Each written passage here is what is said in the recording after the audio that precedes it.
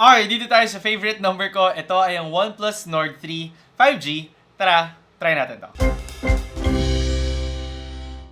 Okay, so favorite number ko yung 3, share ko lang naman. Pero ngayon nga, tingnan natin kung maganda nga ba talaga ang OnePlus Nord 3 5G. Lalo na't ang daming ang phones na nilabas ngayon 2023. Okay ba gaming performance niya, camera niya, lahat yan pag-uusapan natin dito sa video na to. Anyway, bago ko simulan, syempre, kung sakaling hindi ka pa nakasubscribe, mag-subscribe by clicking the subscribe button below. Tapos i-hit mo na rin yung bell icon para ma-update ka sa mga susunod na videos. Anyway, sisimulan ko na ang video. Syempre, doon muna tayo sa contents ng OnePlus Nord 3. Pagdating sa box, yung box design natin, kahit pa sa presyo ng OnePlus Nord 3, ayun, same pa rin sa ibang mga Nord na phones. Tapos yung contents ng ating mga box nakalagay sa compartment, ang kanyang documents, SIM ejector tool, tapos afterwards ay ang ating OnePlus Nord 3 na unit, and then afterwards ang kanyang charging cable na as you guessed it, pula pa rin dahil OnePlus to, and finally ang kanyang charger. So, pagdating sa unboxing or sa contents ng OnePlus Nord 3, kapansin-pansin yung mga ilang bagay na hindi na included. Una, syempre, ang jelly case on this phone.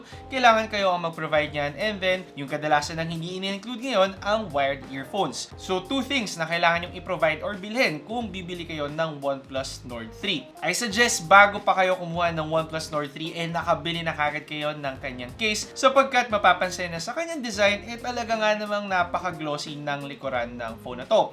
Kung makikita nyo, hindi ko sure kung kita dito sa camera, pero ang smudge magnet talaga ng OnePlus Nord 3. Konting hawak mo lang, babakat na talaga yung iyong mga fingerprint. So, syempre, para mas ma-maintain natin yung linis ng itsura ng phone natin, ideally, naka-case siya. Lahat naman tayo siguro nagki-case sa mga phones natin. Anyway, talking about the design of the OnePlus Nord 3, kapansin-pansin na comparing doon sa kaka-review lang natin ng OnePlus Nord CE3 Lite, magkamukha talaga ang kanilang design. Meron ka ng very plain na glossy na back design, isang color lang yan, walang gradient, walang kakaibang texture, at meron ka lang isang simple na OnePlus logo dito sa gitna niya. Tapos for the cameras naman may dalawang bilog ka lang dito sa upper left corner sa likuran ng iyong phone. Again nga, depende to sa iyo kung gusto mo yung ganito ka-minimalist na design sa backside ng iyong phone or gusto mo yung mas may onting dating. Ang sa akin, yung isa pang concern pagdating sa design ng OnePlus Nord 3 5G, limited lang ang kanyang color option. Actually, nag-iisa lang ang available na color locally, which is itong Misty Green,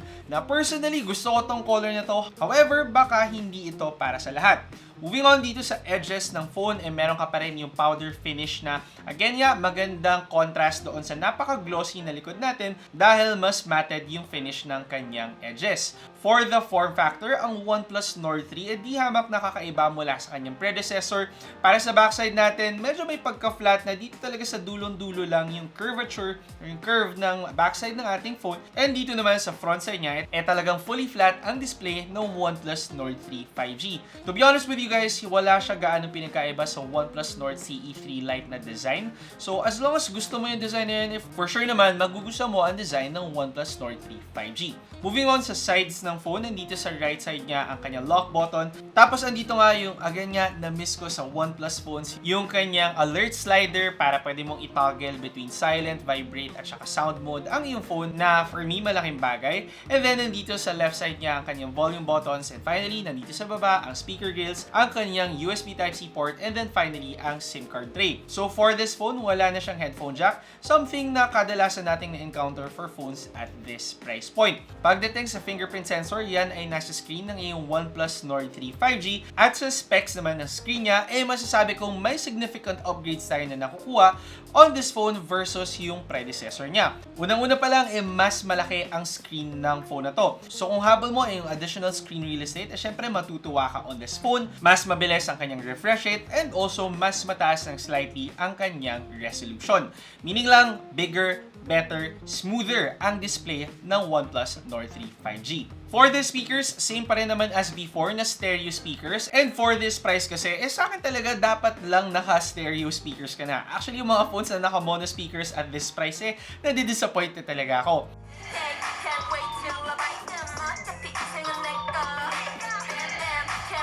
To add to this, meron pa tayong upgrades pagdating sa kanyang battery with a 5,000 mAh battery capacity comparing to before na 4,500 mAh lang. And upon testing, nakukuha naman tayo ng average result on this phone. Actually, slightly below average pero hindi naman talaga siya ganun ka-alarming para sa akin. Lalo na't merong 80-watt charger ang OnePlus Nord 3 5G, giving it around 35 minutes lang para ma-fully charge ang phone mo. Comparing to phones na around 20 to 30,000 pesos, definitely isa to sa pinakamabilis mag-charge. So kung on the go ka lagi at habol mo yung fast charging talaga, OnePlus Nord 3 5G ang phone to get. Next naman natin pag-usapan ay yung camera ng OnePlus Nord 3 5G, and with a 50 megapixel camera, for sure yung mga, ayun nga, kino-compare siya sa kanyang predecessor, mapapansin na same lang ang kanilang megapixel count. However, this time gumagamit na ng Sony IMX890 na sensor ang OnePlus Nord 3 5G na syempre makakapagbigay sa atin ng better results on this phone. Syempre, tinest out naman natin yung camera ng phone na to para malaman talaga yan at makikita nyo naman sa pictures niya na nag-deliver ang ating OnePlus Nord 3 5G. Looking at the pictures sa main camera ng ating phone, definitely masasabi ko na nasa natural side yung color output ng phone na to. Hindi siya yung sobrang saturated or punchy, pero hindi rin naman siya lacking in color na magmumukhang patay lang talaga yung buong vibe ng photo mo. Side pa dyan, kung i-zoom in natin yung mga photos, makikita nyo talagang kompleto yung detail at very sharp yung mga pictures natin na nakakatuwa lang, or actually na syempre habol mo for a phone at this price point. Definitely maganda din yung dynamic range niya kasi kahit against the light ka, nababalance out niya naman kahit papano yung exposure natin, and yung mga clouds hindi talaga nawawash out completely kahit hindi ganun ka-conducive talaga yung lighting condition para sa ating photo. For ultra-wide shots, definitely impressive ang capabilities ng OnePlus Nord 3 5G dahil kung papansinin, hindi gaanong nagde-decrease yung quality ng ating mga photos, hindi nagsosoften yung edges niya, hindi nagda-darken, and nagkakaroon ng noise yan. So ito yung mga bagay na hinahabol ko sa mga phones na nasa ganitong presyo nga. If mag-zoom in ka din, ikapansin-pansin na halos wala talagang pinag-iba yung kanyang color, yung kanyang quality, and yung sharpness ng mga photos natin na again, much appreciated dahil for phones even at this price point, nagsastruggle pa din kapag gumagamit ka ng ultra-wide lens at saka ng zoom photos at makikita mo yung changes once na nagsiswitch ka between angles. Ngayon, pagdating naman sa low light shots, definitely nakapagbigay pa rin ng magandang performance ang OnePlus Nord 3 5G to the point na kahit hindi ko talaga gamitin yung kanyang night mode, hindi naman siya malaking bagay as long as may matinong light source yung pinipicturean mo. If ever naman, basta gumamit ka ng night mode, makakakuha ka talaga sure ng magagandang photos on this phone. So nothing short of impressive ang camera performance ng phone na to. Ang sa akin lang, yung main compromise yung kanyang selfie or front-facing camera. With a 16 megapixel front-facing camera, kapansin-pansin lang din na medyo nasa soft side yung mga photos na nakuha natin. Pagdating sa colors, yes, maganda sila. However, ayun nga, para sa akin, for a phone at this price, less to than what I expected. Basically, para sa akin, ito yung isa sa mga main sacrifice na kapalit ng ibang mga perks naman with the OnePlus Nord 3 5G. Finally, with videos, kung hawak nyo yung phone nyo at hindi kayo masyado naglalakad, walang magiging issue yan at talagang maayos ng OnePlus Nord 3 5G with its stabilization. Pag sakaling naglalakad kayo, medyo mapapansin na may very slight na stutter yung mga videos natin. Not to be honest, nitpicking na lang. However, at this price point kasi, kailangan pa rin nating i-call out. If ever na magtitake kayo ng selfie videos on this phone, medyo mag-expect rin tayo ng mas matagtag na videos, and I do suggest na gumamit na lang kayo ng gimbal or ng stabilizer if ever na gagamitin nyo ang OnePlus Nord 3 5G for content creation, lalo na kung dun kayo sa mas magagaslaw na side ng content. Moving on, doon naman tayo sa gaming performance ng phone na to. And sa gaming performance with a MediaTek Dimensity 9000 na chipset, definitely makakapaghatid ng magandang performance ang OnePlus Nord 3 5G.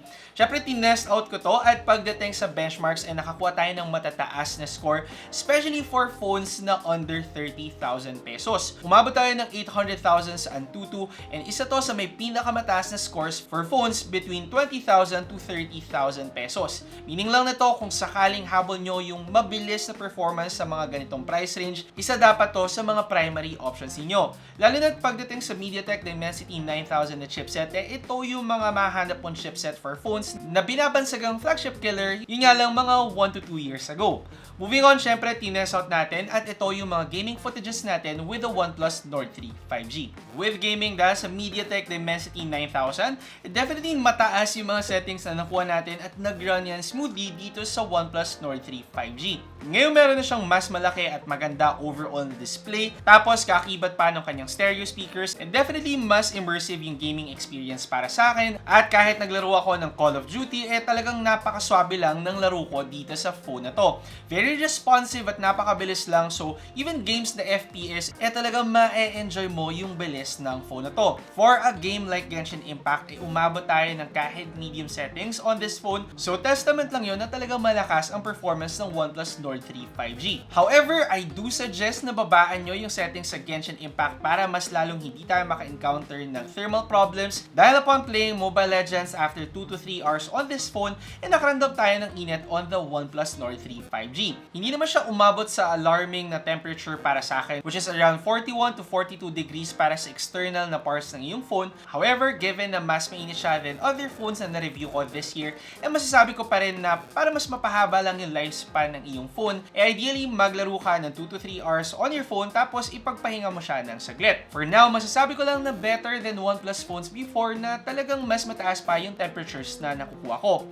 Ngayon, finally, given na sa lahat ng mga upgrades na nakuha natin on the OnePlus Nord 3 5G, magkano nga ba ang phone na to? With a huge 16GB RAM tapos 256GB internal storage, ikakalaga ang OnePlus Nord 3 5G na 29,990 pesos. Sa presyo na to, mas mahal siya sa OnePlus Nord 2 5G, pero given sa lahat ng improvements na nilagay nila on this phone, masasabi ko naman na deserve ng OnePlus Nord 3 5G na magtaas ng presyo. Isipin mo na lang kung ginalingan mo sa trabaho, di ba dapat lang or deserve mo na mabigyan ka ng raise, or in this case, sa OnePlus Nord 3 5G, deserve niya na mag-price increase naman. Kumbaga may basis naman yung pagtaas ng presyo niya, given na mas mataas yung RAM niya, mas malaki yung screen niya, mas mataas yung resolution ng screen niya, at mas mataas yung refresh rate nito. Pero aside from that, mas mabilis yung chipset niya, mas maganda yung camera sensor niya, mas malaki yung battery capacity niya, at mas mabilis ang charging niya.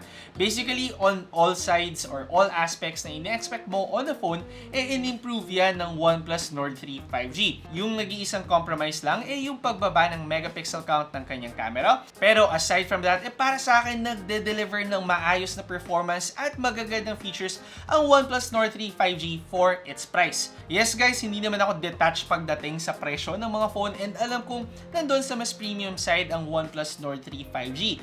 However, kung ikaw ay naghahanap ng isang magandang phone ng may almost flagship specs, or nanggaling ka sa isang mid-range phone at gusto mo yung magandang upgrade, however, ayaw mo naman bumili ng mga phones na around 50 or 40,000 pesos, definitely magandang option para sa iyo ang OnePlus Nord 3 5G. Pagdating sa mga phones na under 30,000 pesos, definitely isa to sa pinaka-top na phones around that price range. Isang phone na for sure mabibigay sa iyo ang performance na hinahabol mo. Yan ay yung OnePlus Nord 3 5G. Hopefully nakatulong ang video na to para mabigyan kayo ng idea kung ano nga ba ang ma-offer ng phone na to sa inyo at ano nga ba yung mga compromise na ma-encounter nyo. Again, kung hindi pa kayo nakasubscribe dito sa channel, syempre mag-subscribe naman kayo by clicking the subscribe button below at i-hit nyo na rin yung bell icon para ma-update kayo sa mga susunod na videos. And syempre, kung sakaling nakatulong sa inyo ang video na to, huwag nyo kalimutan na i-like at i-share na rin ito. Again, ako si Alvin, ang inyong tech guy. See you next time. Ingat!